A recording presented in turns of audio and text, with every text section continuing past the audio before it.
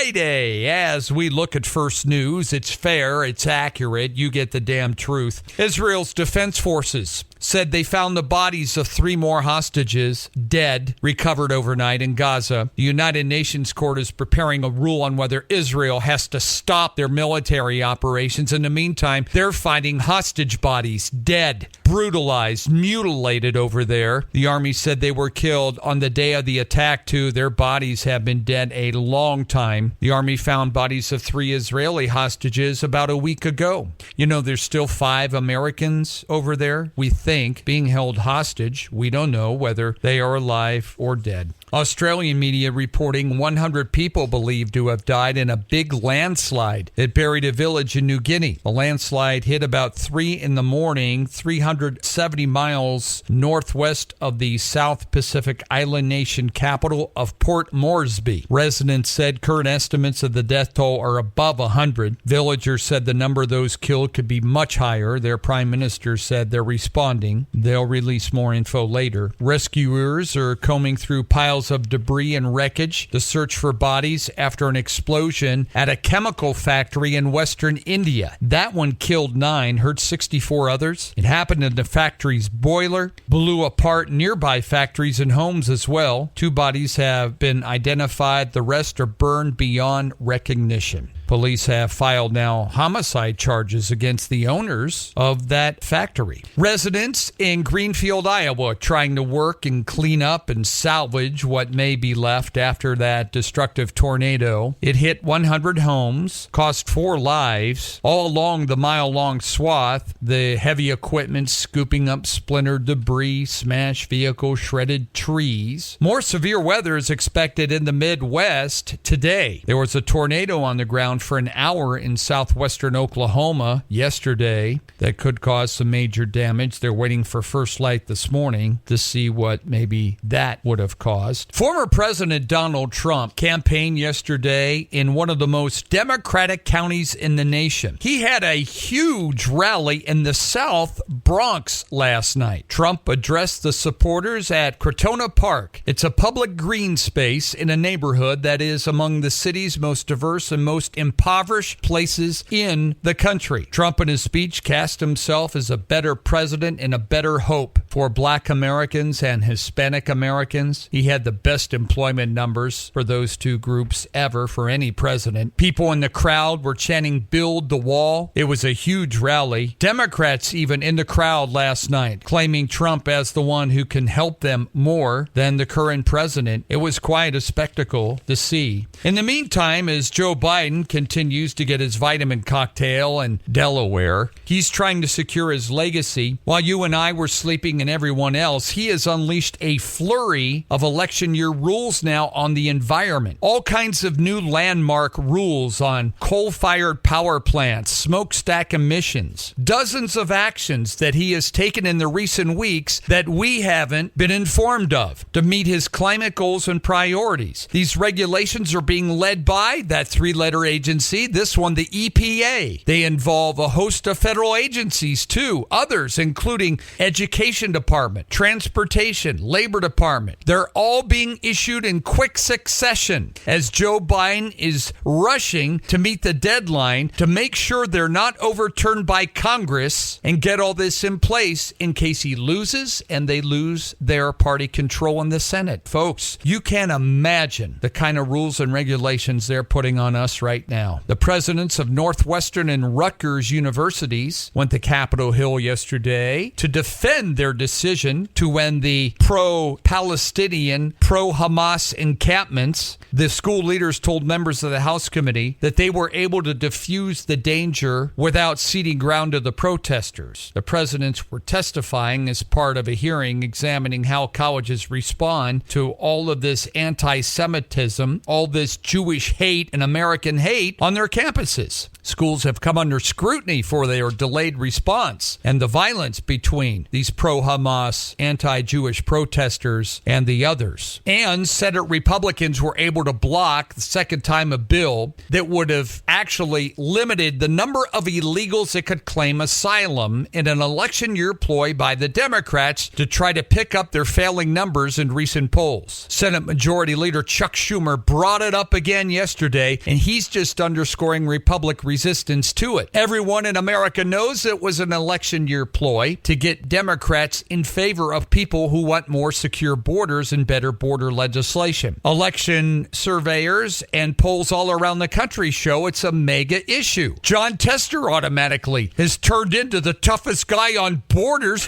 than anybody in the world right now if you watch his ads.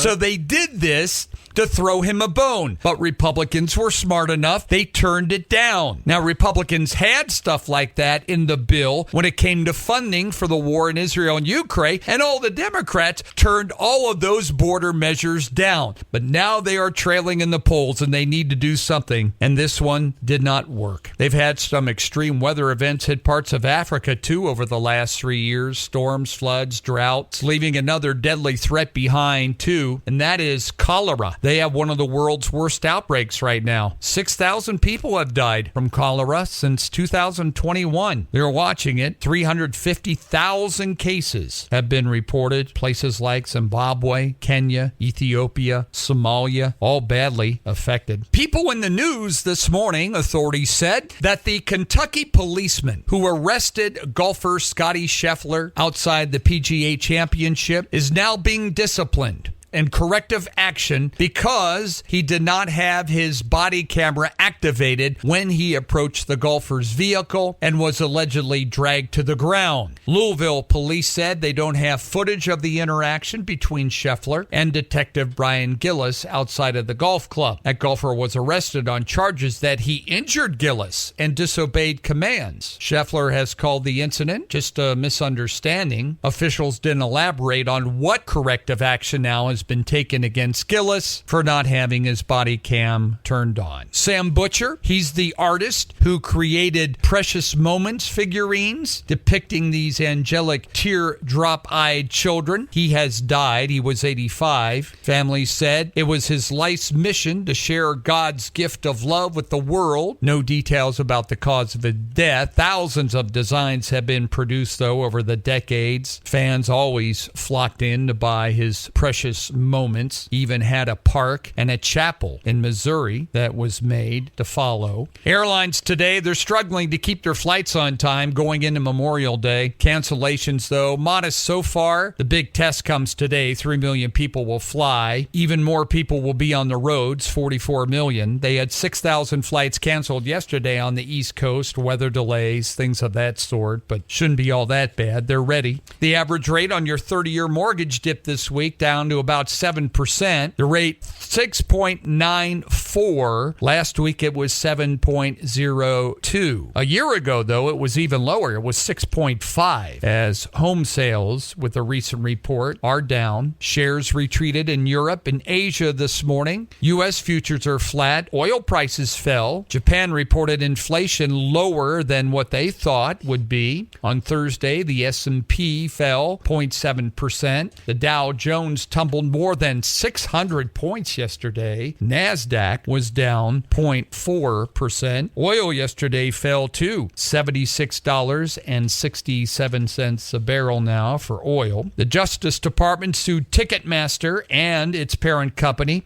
said they're running an illegal monopoly when it comes to live events in America. The complaint was filed yesterday in Manhattan. They want the courts to break up that system. They said it drives up prices for the people that want to go to the events. The lawsuit was brought by some 30 state and district attorney generals, seeks to dismantle the monopoly that is squeezing out smaller promoters, hurting artists, and drowning ticket buyers in massive fees. Ticketmaster and its owner, Live Nation Entertainment, said the allegations are baseless and said they promise to fight that case. Some of the stocks that did well and not well yesterday, Live Nation, the ones that own Ticketmaster because of the hearing, their stock was down $7.92. Also, NVIDIA yesterday saw their stock prices go up as their profits have almost doubled. Their stock was up $88 a share. Their revenue last quarter just beat all expectations. Demand for their chips, which power AI applications, way up yesterday. Oh, and some other news. Searchers yesterday discovered what they believe is the record or the wreckage of World War II ace Richard Bong's plane in the South Pacific. Richard Bong's Historical Center, which is in Superior, Wisconsin, and a nonprofit historical preservation group, announced the discovery. He grew up in Wisconsin. He flew that Lockheed P-38 Lightning fighter nicknamed Marge in honor of his girlfriend, of which he had a picture of her on the front of the airplane. Another pilot was flying that plane, though, in 1944, what is now known as New Guinea. Engine failure set it into a spin and it crashed in the jungle. Well, the Bong Center of Preservation has been searching for that wreckage for a long time, and they believe they have now found it, which would be easy to identify if the picture of Marge is still on the front of the airplane. They should still be able to see remnants of it, and if it is, they want to get it and take it back to the museum. And Memorial Day, supposed to be about the mourning of our nation's fallen service members. It is also, for most people in America, the unofficial start of the summer vacation season. That's what it means to most people rather than Memorial Day. It's a day of reflection and remembrance of those who died serving our military, according to the congressional research observed in part by the National Monument of Remembrance. We have one of those. It actually stems back from the Civil War. Civil War killed 600,000 service members, Union and Confederate. Little controversy over the first national observance of it when it was at that point called Decoration Day. That was May 30th of 1868, and they used to decorate all the war graves with flowers, which were in bloom. The practice was already widespread on a local level when in New York they began a formal observance of the day, but it was on May 5th is when they first started it. Memorial Day has been a source of contention for some in the States. And how has it changed? Well, it changed when we added Armistice Day, which marked the end of World War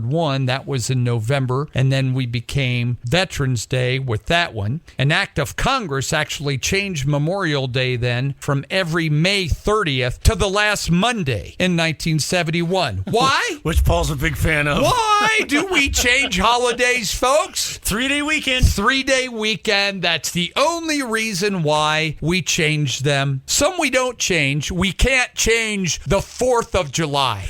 That would be almost impossible because the 4th No, but we of compensate because if it falls on a Wednesday, we just take the whole damn week off. That's right. Tuesday is the day we recognize it, or DO Day is Friday before or something. So that's a tough one. But they did change Memorial Day and make it now the last Monday of May, which is what we've done. So this is where we are today. For some, it's still Memorial Day. For others, it's just the kickoff of the summer travel season.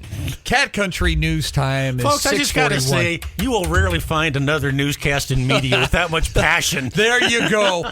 In sports, folks, I'm getting to where I'm not smart enough to watch ESPN anymore because on ESPN 1 and ESPN 2, they'll run the same show, but on 2, they're covering all the gambling numbers. Boston's minus 700 to win tonight, blah, blah, blah. And I don't follow that. I don't know what that means.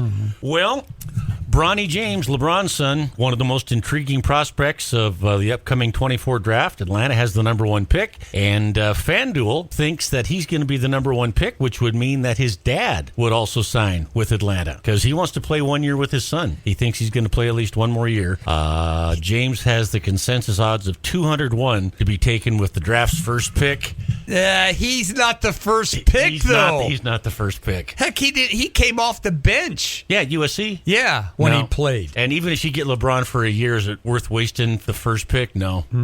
Wow. From the Weather Center today, here on DO Day or Get Out of Town Day or Half whatever. day, half day. 65 degrees and partly sunny. So we'll dry up today. 68 tomorrow, 66 on Sunday. There's a slight chance of shower Sunday. 72 on Monday. which is Memorial Day, and then 80s next week a couple times. So, and then by the middle of next week, there's another chance of a little shower coming into the area. So I mentioned I had frost today. I'm kind of worried about that. 36 out there now. So anyway, that's, they can't change Jesus' birthday either. They would love to. They've changed that more into a Santa Claus thing, though, instead of his birthday. True. But that was his birthday. But look what we did with Washington's birthday and all the rest of it. We changed all those to a Monday and just make that President's Day. That's right. Everybody gets the holiday, but it's the same holiday, and it's always going to be a Monday. Yeah, always Monday, always Monday. So anyway, enjoy your Monday off. And that's what's happening. Mark and Paul here together. Second day of a long 5-day weekend here on The Cat.